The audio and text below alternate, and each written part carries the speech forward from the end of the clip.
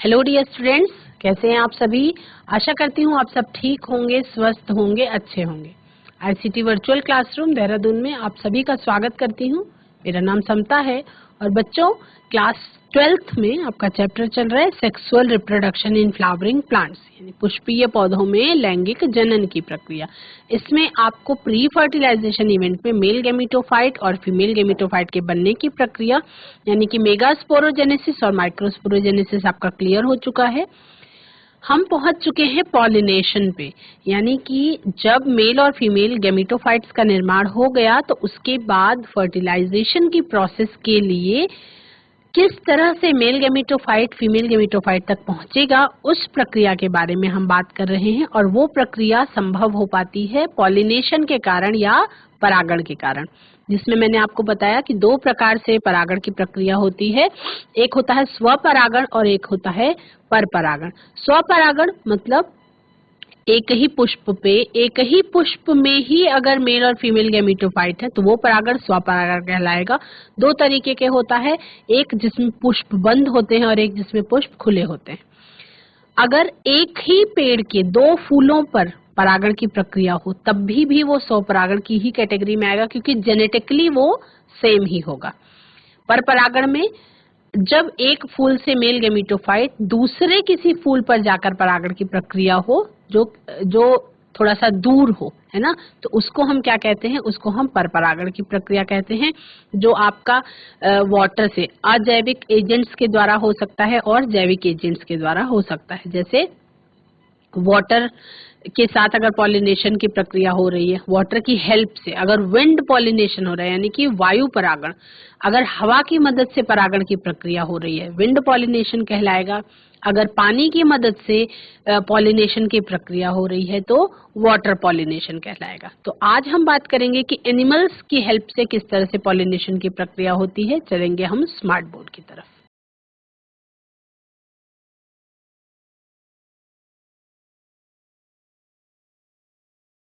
बच्चों, फ्लावर्स में किस तरह से अनुकूलन होता है, कैसे अडॉप्टेशन होता है, उसके बारे में हम जानेंगे।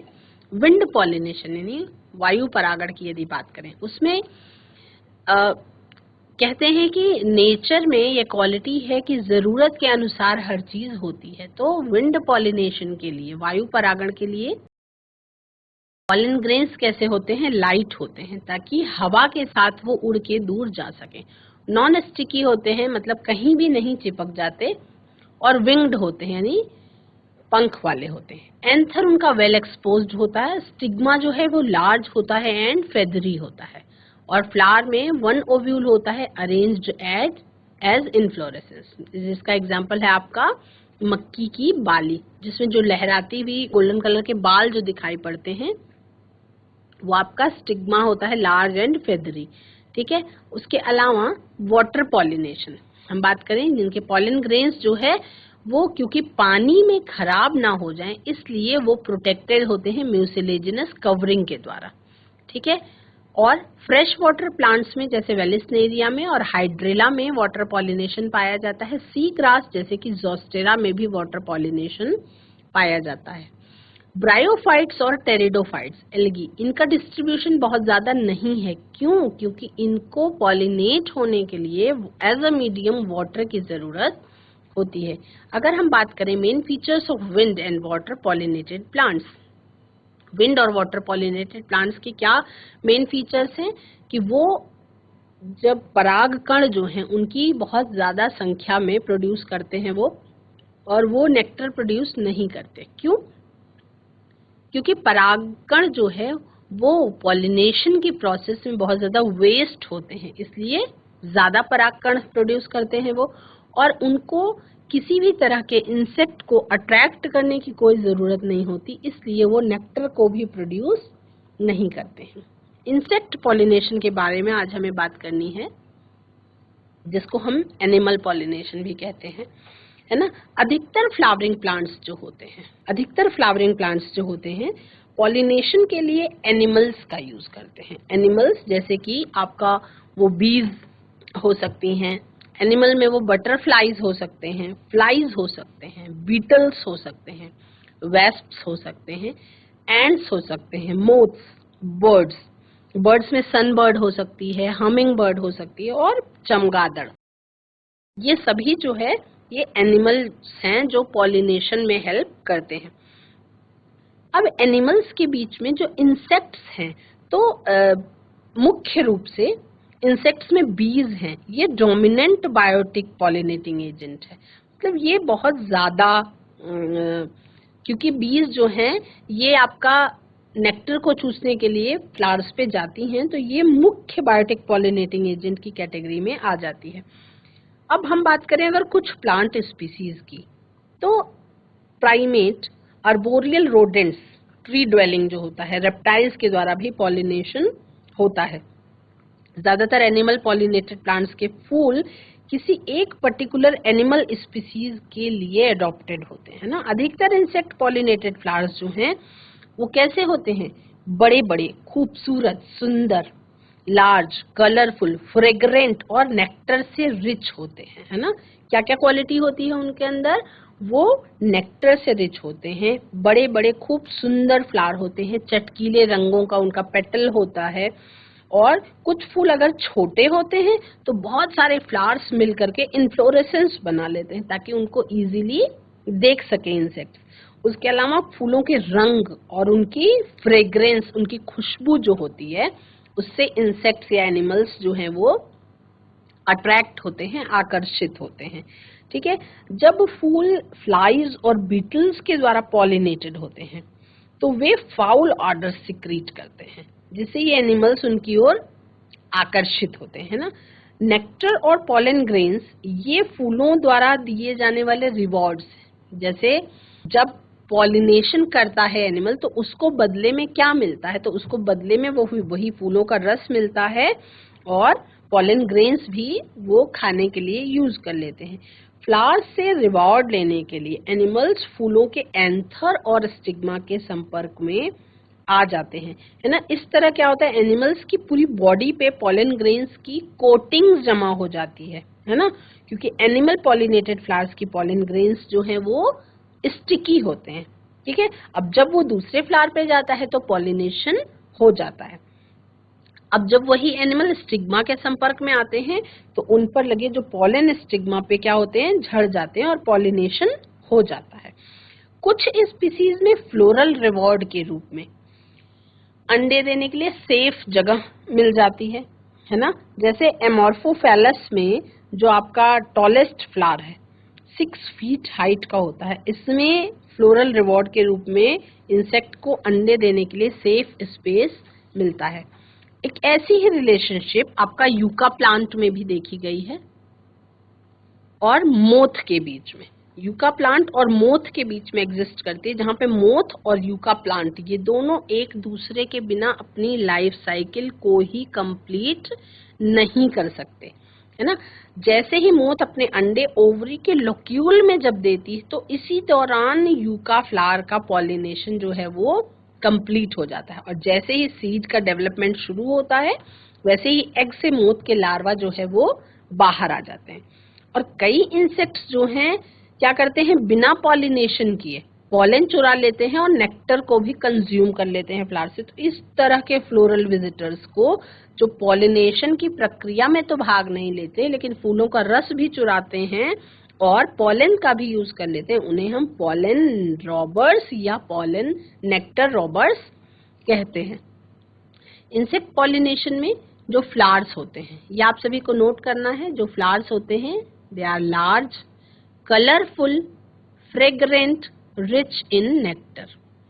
बड़े बड़े सुंदर खूबसूरत फूल होते हैं, बहुत चटकीले रंगों वाले उसकी पेटल्स होती हैं, पंखुड़ियां होती हैं, फ्रेग्रेंट होते हैं यानी कि खुशबू वाले होते हैं, और फूलों का रस जो है उनमें भरा हुआ होता है, रिच इन नेक्टर होता है। पॉलन ग्रेन्स कैसे होते हैं, ये स्टिकी होते हैं ताकि उस इंसेक्ट की बॉडी पे चिपक सकें जिस इंसेक्ट के द्वारा पॉलिनेशन की प्रोसेस होनी है। और स्टिग्मा इनका कैसा होता है, स्टिकी होता है, ताकि जब ये पॉलन ग्रेन स्टिग्मा पर लैंड करें तो स्टिग्मा उसको तुरंत से कैच कर सके। अब इंसेक्ट अगर पॉलिनेशन कर रहा है तो फूल इसके बदले में उसको क्या देता है, सर्टेन रिवॉर्ड्स टू पॉलिनेटर्स। इन पॉलिनेटर्स को कुछ इनाम के तौर पे मिलता है। क्या मिलता है उनको इनाम के तौर पे? नेक्टर मिलता है and edible pollen grains as foods. वहां पे उनको कुछ परागकण मिल जाते हैं फूड के रूप में और उनको फूलों का रस भी मिलता है। और उसके अलावा यूका प्लांट में ये एग्स देने के लिए इंसेक्ट्स को एक सेफ प्लेस प्रोवाइड करते हैं। जैसे कि अगर हम यूका प्लांट की बात करें तो यूका प्लांट में क्या होता है कि उसकी ओवरी के लोक्यूल में जाके मोथ अपना एग देता है और जब वो यूका प्लांट का सीड बड़ा होने लगता है तो ये मोथ के लार्वा जो है वो बाहर आ जाते हैं। तो ये आपको एग्जाम्पल लर्न करना होगा अमॉर्फोफेलस और यूका का। ये बच्चों नोट कर लेंगे, इंसेक्ट पॉलिनेशन में आप ये पॉइंट्स नोट करेंगे।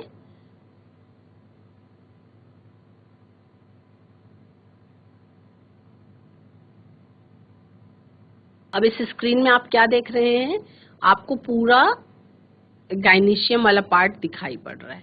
अब ये तब का डायग्राम है जब इसमें आपका पॉलन ग्रेन्स जो है वो स्टिग्मा पे लैंड कर चुके हैं। इसमें इस डायग्राम में आप क्या देख पा रहे हैं कि ये आपका ओव्यूल है ना, जहाँ पे ये आपका इंटेग्यूमेंट्स हैं, इंटेग्यूमेंट्स है, यहाँ पे आपका माइक्रोपाइल है, इधर आपका चेलेजल एंड है यानी कि एंटीपोडल सेल्स हैं, यहाँ पे नीचे की तरफ सिनर्जिड्स हैं, यहाँ पे एग सेल प्रेजेंट है, पोलार न्यूक्लियाई प्रेजेंट है।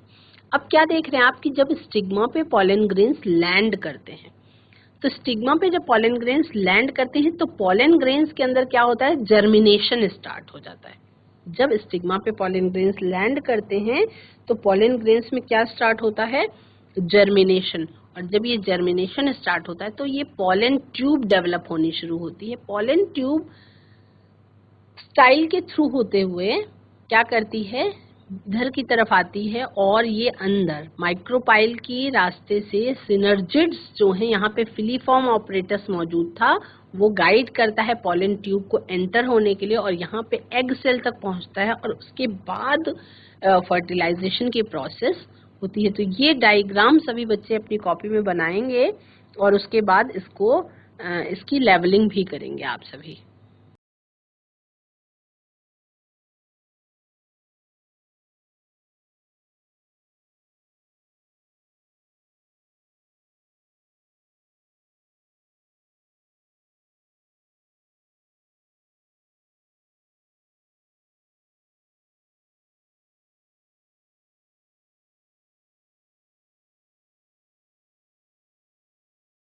अब इसमें अगर हम बात करें आउट ब्रीडिंग डिवाइसेस की, तो वो मैकेनिज्म जो सेल्फ पॉलिनेशन को डिस्करेज करता है और क्रॉस पॉलिनेशन को एनकरेज करता है, उसको हम आउट ब्रीडिंग डिवाइसेस कहते हैं। तो आउट ब्रीडिंग डिवाइसेस का मतलब क्या होता है कि अधिकतर पौधों के फूल जो हैं वो होते हैं हर्माफ्रोडाइट। हर्माफ्रोडाइट का मतलब ये है कि एक ही फूल में मेल रिप्रोडक्टिव ऑर्गन और फीमेल रिप्रोडक्टिव ऑर्गन दोनों ही प्रेजेंट होंगे, है ना। तो इसमें जो है, इसमें पॉलन ग्रेन्स जो है यानी कि मेल गैमेटोफाइट जो है वो सेम फ्लावर की स्टिग्मा के संपर्क में आ जाता है। मतलब एक ही फूल में मेल गैमेटोफाइट फीमेल गैमेटोफाइट तक पहुंच जाता है। तो रेगुलरली अगर ऐसी सेल्फ पॉलिनेशन होती जाए तो इनब्रीडिंग जो है वो कम हो जाती है। तो सेल्फ पॉलिनेशन को अवॉइड करने के लिए और क्रॉस पॉलिनेशन को बढ़ावा देने के लिए यानी हाइब्रिडाइजेशन करने के लिए प्लांट्स में कुछ डिवाइसेस पाई जाती हैं। क्या? The various mechanisms take discourage of self-pollination and encourage cross-pollination, as continued self-pollination leads to inbreeding depression. It includes क्या क्या होता है? Pollen release and stigma receptivity not synchronized. होगा क्या? ये नेचुरल प्रोसेस होती है। इसमें क्या होता है? इसमें प्राकृतिक रूप से क्या होगा कि पॉलन रिलीज हो जाएगा लेकिन स्टिग्मा उस टाइम पे रिसीव करने की कंडीशन में नहीं होगा, यानी कि टाइमिंग जो है वो सूट नहीं करेगी, टाइमिंग डिफरेंट हो जाएगी। Anther and stigma are placed at different position, ऐसी डिफरेंट पोजीशन पे प्लेस्ड होंगे कि ये जो मेल गैमेटोफाइट है वो फीमेल गैमेटोफाइट तक नहीं पहुंच पाएगा। उसके अलावा पॉलन जर्मिनेशन इन पिस्टिल, वो होगा प्रोडक्शन ऑफ यूनिसेक्सुअल फ्लावर होना शुरू होगा। तो कुछ स्पीसीज में क्या होता है, अवॉइड सिंक्रोनाइजेशन। कुछ स्पीसीज में क्या होता है कि पॉलन के रिलीज होने में और स्टिग्मा के रेसेप्टिविटी में सिंक्रोनाइजेशन नहीं होता, मतलब कि तालमेल नहीं होता है। या तो स्टिग्मा के रिसेप्टिव होने से पहले पॉलन रिलीज हो जाता है, या पहले स्टिग्मा रेसेप्टिव हो जाती है, पॉलन रिलीज ही नहीं होता। दूसरा क्या है ऑप्शन, ये तो पहला ऑप्शन हो गया, जहां पे या तो क्या होगा, पॉलन पहले रिलीज हो जाएगा और स्टिग्मा की रेसेप्टिविटी नहीं होगी, या स्टिग्मा की रेसेप्टिविटी हुई तो पॉलन रिलीज नहीं होगा, यानी कि सिंक्रोनाइजेशन नहीं होगा, उन दोनों के बीच में तालमेल नहीं होगा। दूसरा, एंथर और स्टिग्मा ये दोनों अलग अलग पोजीशन पे अगर प्लेस्ड हो,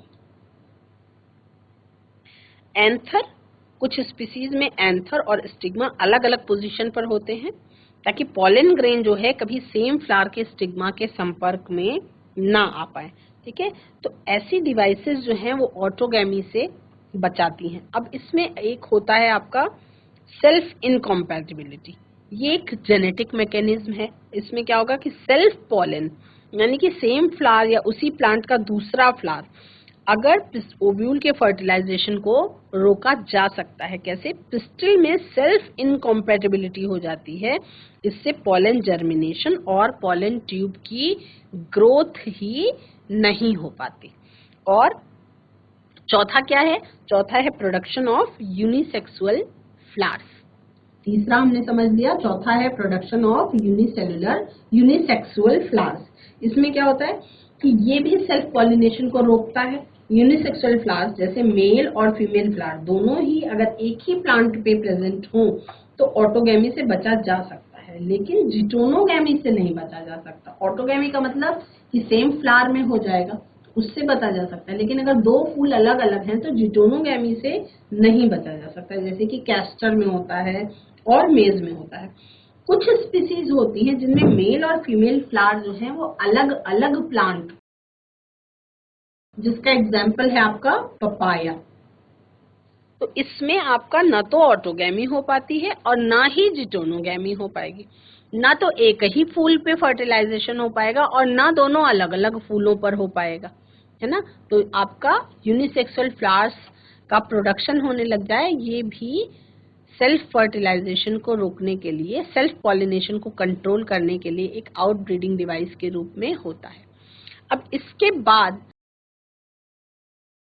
जो आपका 3 चरणों में आपको सेक्सुअल रिप्रोडक्शन के बारे में समझना है फ्लावर्स का, जिसका फर्स्ट स्टेप जो था प्री फर्टिलाइजेशन इवेंट, वो आपका हो चुका है कंप्लीट, है ना।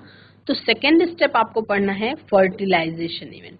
अब फर्टिलाइजेशन इवेंट के लिए हमने बात कर ली परागण की प्रक्रिया के बारे में, यानी कि मेल गैमेटोफाइट का फीमेल गैमेटोफाइट तक पहुंचने की जो प्रोसेस है वो हो गई आपकी पॉलिनेशन की प्रोसेस।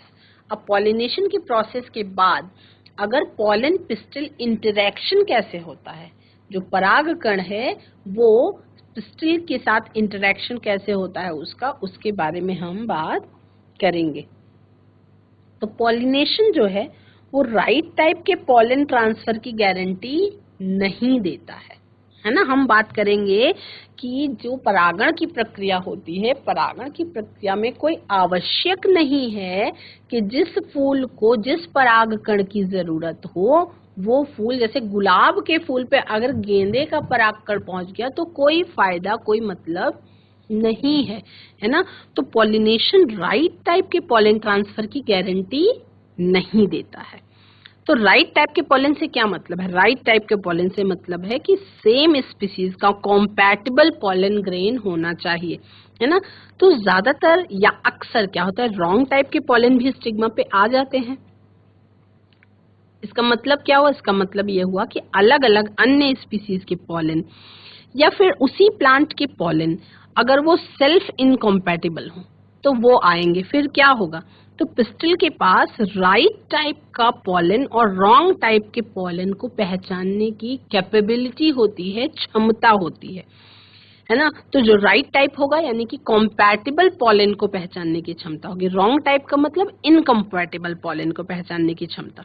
तो पिस्टिल के पास राइट टाइप के पॉलन को पहचानने की क्षमता होती है, तो वो क्या करता है, राइट टाइप का जो पॉलन है वही उसी को पिस्टिल जो है वो एक्सेप्ट करता है और उसके बाद फिर पोस्ट पॉलिनेशन इवेंट्स को वो प्रमोट करते हैं और उसके बाद सेल्फ फर्टिलाइजेशन की प्रोसेस हो जाती है। लेकिन अगर ऐसा केस आए जब पॉलन रॉन्ग टाइप का हो तो क्या होगा, तो पिस्टिल पॉलन को रिजेक्ट कर देता है। तो पिस्टिल क्या कर देता है, पॉलन को रिजेक्ट कर देता है। तो पिस्टिल अगर पॉलन को एक्सेप्ट या रिजेक्ट करने की जो उसकी पावर है वो पॉलन ग्रेन और पिस्टिल के बीच में होने वाले कंटिन्यूअस डायलॉग का परिणाम है। मतलब हम ये कह सकते हैं निरंतर संवाद होता है ना, और उससे ये उसके अंदर ये कॉम्पैटिबिलिटी आती है कि वो जान सकता है कि कौन सा हमारे लिए राइट है और कौन सा रॉन्ग है ना। तो पॉलन के जो केमिकल कंपोनेंट्स होते हैं उनका पिस्टिल के साथ इंटरेक्शन होता है जिससे ये कंटिन्यूअस डायलॉग जो है वो चलता रहता है। अभी कुछ रिसर्चेस में रिसेंट ईयर्स में कुछ वनस्पति शास्त्री ये जान पाए हैं, बोटेनिस्ट ये जान पाए हैं कि पॉलन और पिस्टिल की कुछ कंपोनेंट्स और उनकी इंटरेक्शन से पॉलन को रिकॉग्नाइज किया जाता है। कॉम्पैटिबल पॉलिनेशन होने के बाद पॉलन ग्रेन स्टिग्मा पे जर्मिनेट हो जाते हैं और जर्म पोर के द्वारा क्या निकलती है, पॉलन ट्यूब निकलती है।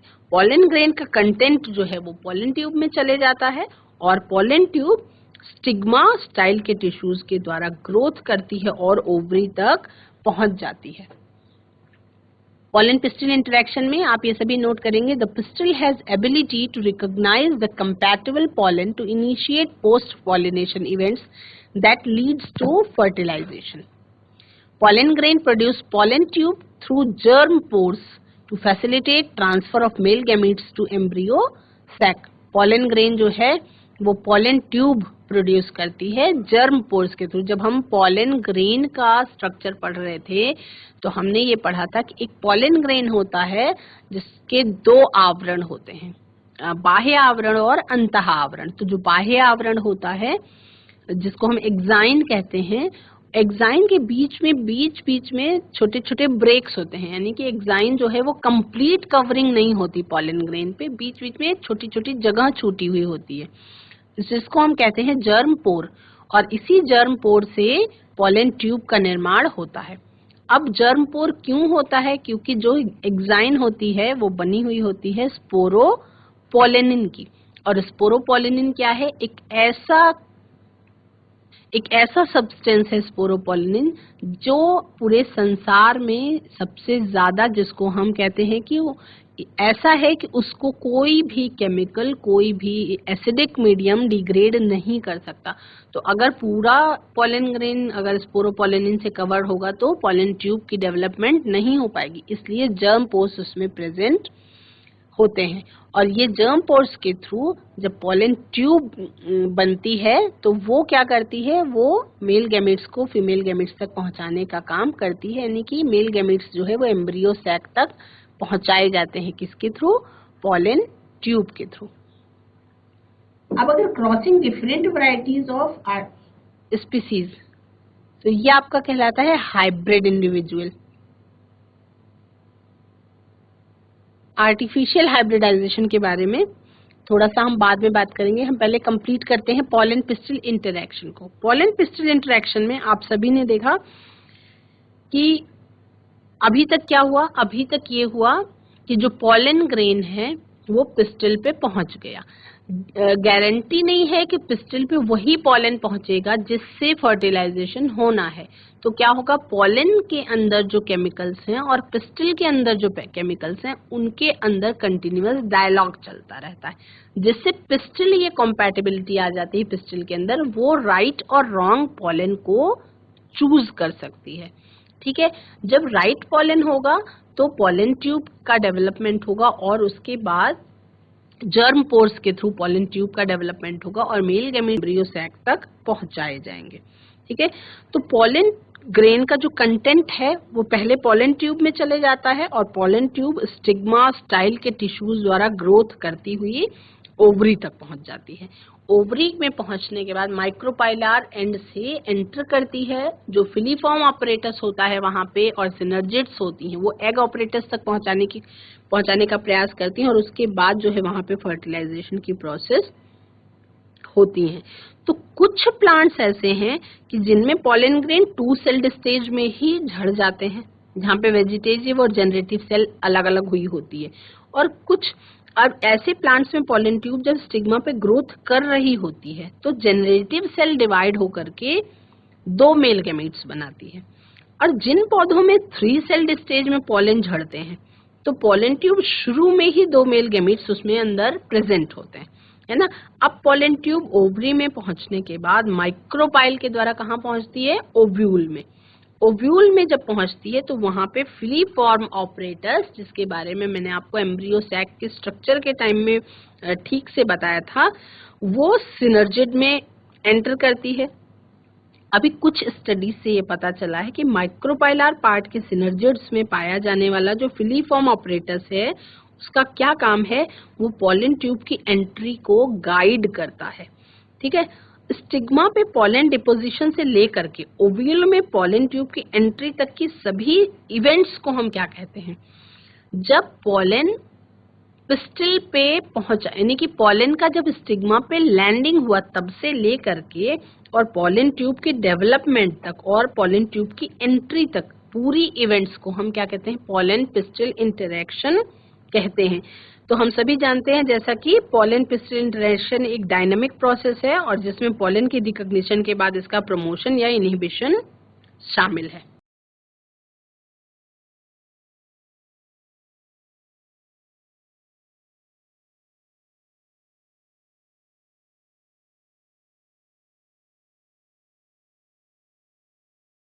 बच्चों, आज की क्लास में आप सभी ने पॉलन पिस्टिल इंटरेक्शन के बारे में जाना। आज की क्लास में इतना ही। अगले सेशन में हम आर्टिफिशियल हाइब्रिडाइजेशन के बारे में जान लेंगे और कुछ और चीजों के बारे में जानेंगे, कैसे आप घर में अपने पॉलन ट्यूब का डेवलपमेंट होते हुए देख सकते हैं एक प्रयोग के माध्यम से। उसके बारे में हम कल जानेंगे। आज की क्लास में इतना ही। That's all for today. Have a nice day. Take care.